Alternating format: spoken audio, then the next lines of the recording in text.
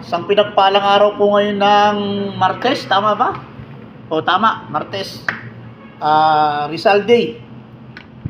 At sa araw po na ito, in-acknowledge natin, bago po tayo magsimula, isang pagpupugay po at nais ko pong batiin sa araw na to ang mga kabatch ko, mga kasamahan ko sa serbisyo na pumasok ng training. Lalong-lalo na po yung aming batch 2002-02, 2002.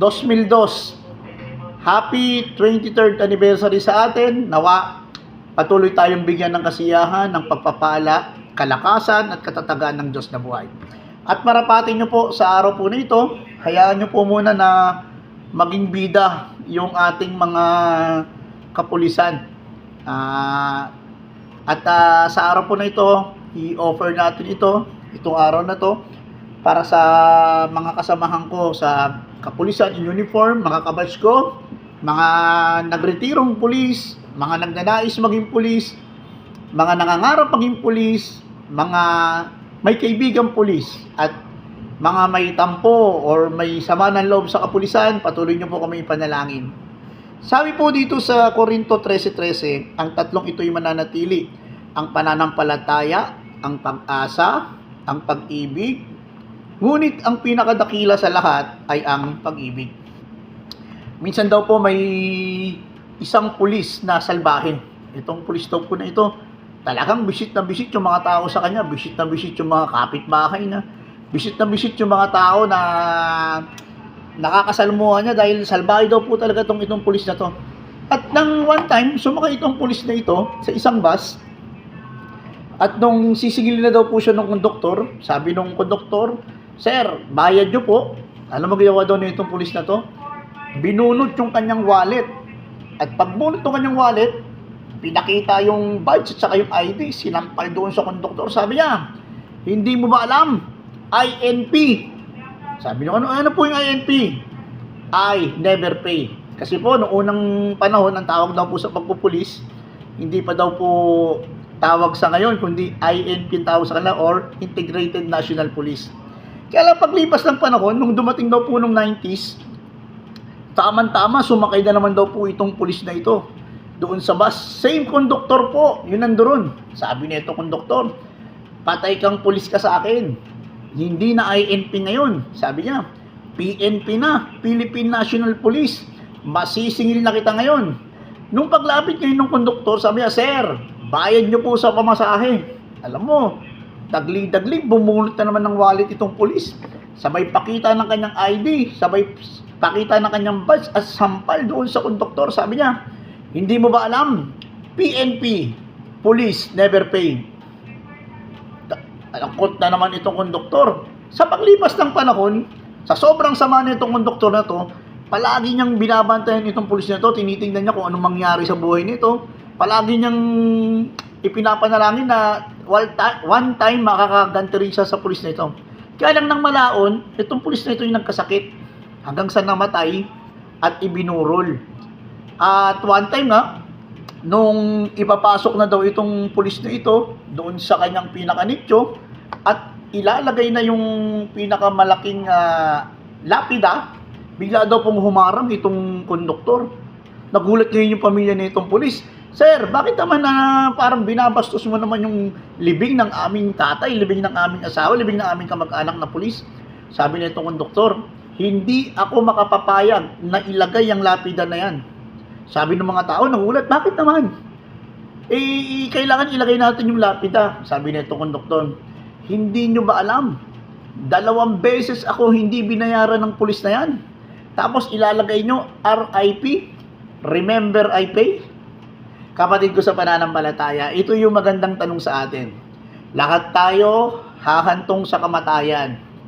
Sabi nga ng isang kong kasamahan, ang pag namatay daw ang tao, yung date of birth at saka yung date of death, ang pinakakwento mo lang ng buhay mo ay yung pinakaguhit. Doon ka pwede lang gumawa ng sarili mong history. Doon ka lang pwedeng gumawa kung ano yung kwento na pwede mong gawin. At sa araw po na ito at sa kwento na nabanggit, kung tayo po ba'y mamamatay bilang isang pulis, ano po kaya ang pwedeng itawag sa atin? Itatawag po ba sa atin, I never pay? Itatawag po ba sa atin, PNP, Police Never Pay? O tatawag sa atin, RIP, Remember I Pay?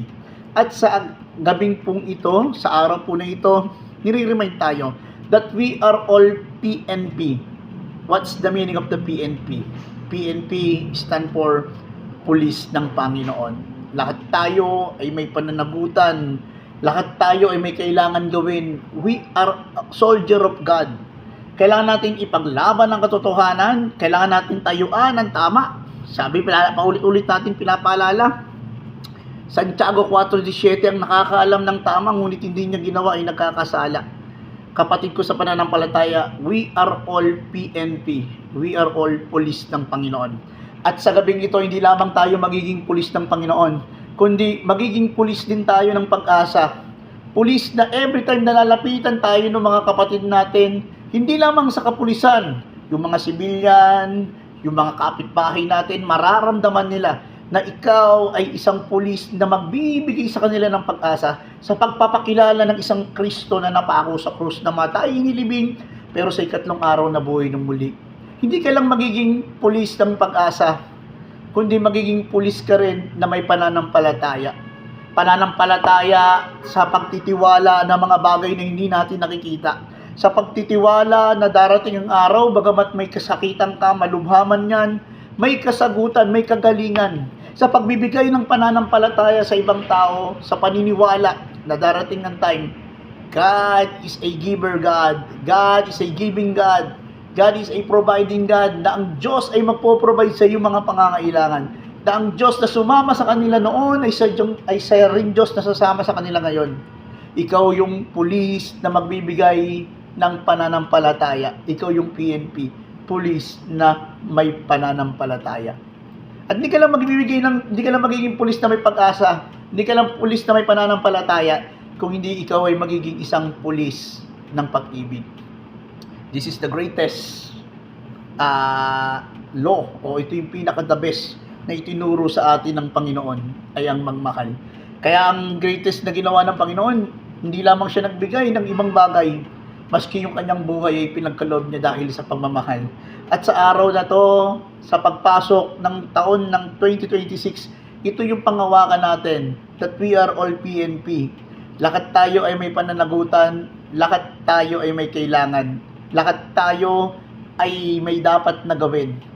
Hindi lamang tayo PNP, pulis ng Panginoon, kundi tayo ay pulis na may pag-ibig, pulis na may pananampalataya, at higit sa lahat, pulis na may pag-asa. My dear brothers and sisters, maaring sa oras na to dumadanas ka ng kalungkutan, dumadanas ka ng kawalan ng pag-asa, dumadanas ka ng pagkabigo, nawari bagang gusto mo nang umatras at gusto mo nang umayaw. Nare-remind ka ng Panginoon, kailangan natin tumindig, tumayo, sapagkat from pulis na pasyente, magiging pulis na pinagaling. PNP, pulis na pangit, magiging PNP, pulis na pogi. Or dating pulis na pasaway, magiging pulis na nagbibigay ng pagpapala. Tayo ngayon ay PNP, pulis na dapat tumayo, tumindig, at higit sa lahat, maging huwarang daluyan ng pagpapala. Mga kapatid ko sa pananampalataya, maaaring may dasal ka sa araw na to, maaaring may kwento ka, maaaring may gusto kang pagsabihan, maaaring di mo may kwento sa tao, pero tulad ng binanggit sa awit 1188, it's better to trust in the Lord rather into men. Ikwento mo kay Kristo, ikwento mo sa Diyos kung ano yung dala-dala mo, i-share mo sa Kanya, ibahagi mo, at makikita mo, walang hindi makapangyari. Ang Diyos na sumama noon kila Abraham, Isaac, Jacob, lumaban para kay David, kay Jeremiah, lumaban sa mga Israelita, lumaban para sa iyong community, para sa iyong pamilya, lumaban para sa iyo bilang isang pulis, ay siya pa rin lalaban at kasama mo sa iyong laban. My dear brother and sister, just hold the line. Kapit lang, tatag lang, at at the end, makikita mo, God is with you. Sasamahan ka ng Diyos sa bawat laban mo sa buhay. Kaya mo kapatid, sa oras na to, Ipanalangin natin yung mga kasamahan natin sa kapulisan. Yung mga dumadanas ngayon ng problema, mga nasuspinde, may kasakitan, mga nasa banig ng karamdaman. Nawa, sa oras na to, ipaalala sa kanila na may pag-asa. Ipaalala sa kanila, it is not the end of the world. May gagawin sa kanila ang Diyos. May gagawin ang Diyos sa kanila sa pamamagitan ng kwento nila. Hayaan natin na ang istorya ng buhay nila maging istorya ng pagpapala para sa ibang tao. At hayaan mo kapatid na sa hapong ito, ipanalangin din natin yung mga kabatch ko na pumanaw na, mga kasama natin sa kapulisan na patuloy na gamitin sa ubasan ni Kristo. Pangalang Ama, ng Anak, ng Espiritu. Amen. Dakilang Ama, Diyos na buhay, sa oras po na ito, kami po yung mga nagkulang, may pagkakasala. Patawarin mo po kami. Lord, tinataas ko po sa iyo ang buong PNP o ang Philippine National Police. Gamitin mo ito, Panginoon, upang maging gabay, magbigay ng pag-asa, magbigay ng pananampalataya, magbigay ng tulong sa mga nangangailangan. Hayaan mo na ang PNP, ang Philippine National Police, ay maging sandalan ng mga naaapi, ng mga walang matakbuhan. At sa araw po nito, tinataas ko yung mga kasamahan ko na nasa baling ng karamdaman. Panginoon, hipuin mo po sila, pagalingin mo po sila, i-restore mo po yung mga organ na nasira sa kanila. Walang imposible, Panginoon, sa iyong kapangyarihan. Lahat ay posible. At kung sila man, Panginoon, ay dumadanas ng matinding problema, sila man po ngayon ay may kaso, sila man po ay nasuspinde, sila man po ngayon ay may pinagdadaanang mga sitwasyon at pangyari sa kanilang buhay, sila man po ay nasunugan, namatayan, Panginoon, ipagkaloob po sa kanilang espiritong mga aliw. Samahan mo po, Panginoon, ng bawat tao na tatawag sa iyong pangalan. Tulad ng pangako mo, may isa lamang sa isang sambayanan na mananalig at pagtitiwala sa iyo. Ililigtas mo yung sambayanan nila.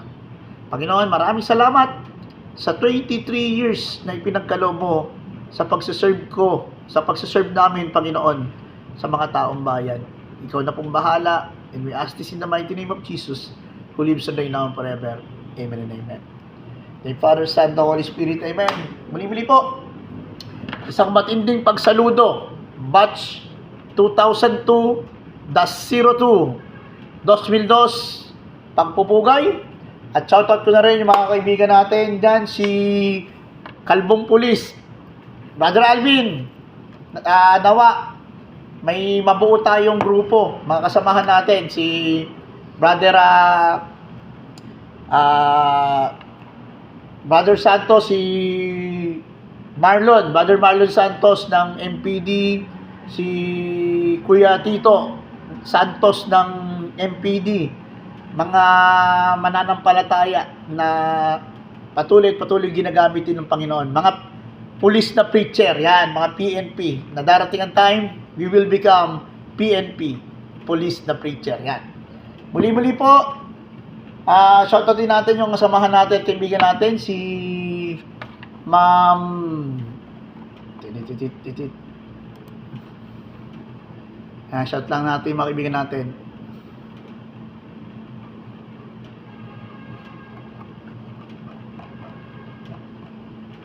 Yan, mga kasama ko sa PIO, sa PIO del Pilar Educational Institute, sa pamantasan ng Makati, sa Guadalupe Elementary School.